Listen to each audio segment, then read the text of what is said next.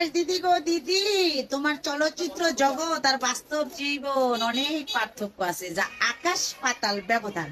তুমি জানো না অরুণা দিদি? তুমি দেখো তো পদ্মার ভিতরে কত মানুষে তোমার কাপড় খুলছে, গয়না তুমি কুলাইতে পারবা? এলা বাস্তব জীবনেও কত মানুষে তোমার কাপড় খুলছে, গয়না তুমি কুলাইতে পারবা? অরুণা দিদি পারবা না। কেন পারবে না জানো?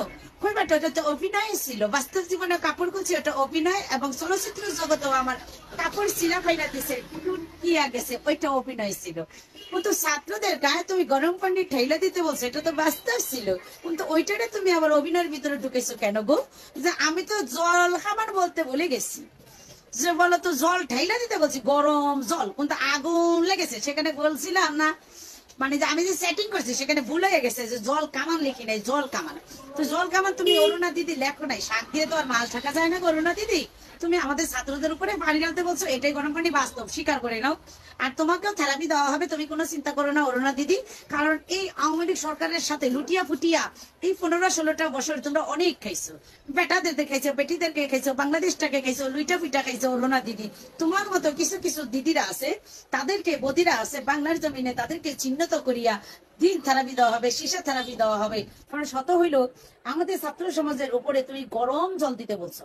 তারপরে মজার বিষয় হইলো তুমি বলছো যে আমি গরম জল দিতে বলছি, গরম জল গ্রুপে চ্যাটিং এ বলছিল কি যে আগুন লেগেছে, তা আমি বলেছি জল ঢেলে দেওয়ার জন্য ফায়ার সার্ভিস, এটা উল্লেখ করতে ভুলে গেছো। তাহলে মনে করো তোমাকে যখন আবার থেরাপি দিবে না, তখন তুমি যে মনে করো অরুণা দিদি কত জায়গায় কাপড় টাপড় তুলছো, ওইটাও কিন্তু বাংলাদেশের জনগণ ভুলে যাবে। তুমি রাস্তাঘাটে এখন পাইলে না, পারলে বের হয়ে অরুণা দিদি, এখন পারলে বের হয়েও কি এফবিসি গেটেও তুমি যাইও, দেখো তোমার মাইসে বলবো অরুণা তোমাকে ঠাস ঠাস ছুয়া দিলাম, অরুণা দিদি তোমাকে ঠাস ঠাস ছুয়া দিলাম। শুনো, তুমি কত মানুষের সাথে যে কাপড় খুলছো অরুণা দিদি, এটি কিন্তু মোরা জানি। দরকার হলো মগো ডাকাইবা, মোরাই মনে করো তোমার পক্ষ নিয়ে সাক্ষাৎকার দিব। তুমি কত মানুষের কাপড়, কত জনের জায়গায় কত জায়গায় যে কাপড় খুলছো, কোন ডিউসিতে গেছো, কোন জায়গায় গেছো না গেছো। এই বুড়াকালে অহনা মনে করো লটস ফটস কাপড় টাপড় খুলো, এগুলো আমরা জানি তো দিদি। তুমি কি লিগা মনে করো আমাকে ছাত্র সমাজের উপর গরম পানি দিতে গেছো? আর তোমার এই কাপড় খোলার কাহিনী আমার মতো শাইনের মুখ থেকে বলতে চাইছো?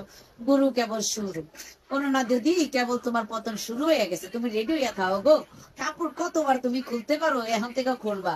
কাপড় তুলো আর পাশার ভিতরে দাও। অরুণা দিদির কাপড় খুলবার পাশার ভিতরে দিব, যেমন খালি চিৎকার শোনা যাবো, মা গো বাবা গো, মা গো বাবা গো অরুণা দিদি, এরকম তুমি করবা গো।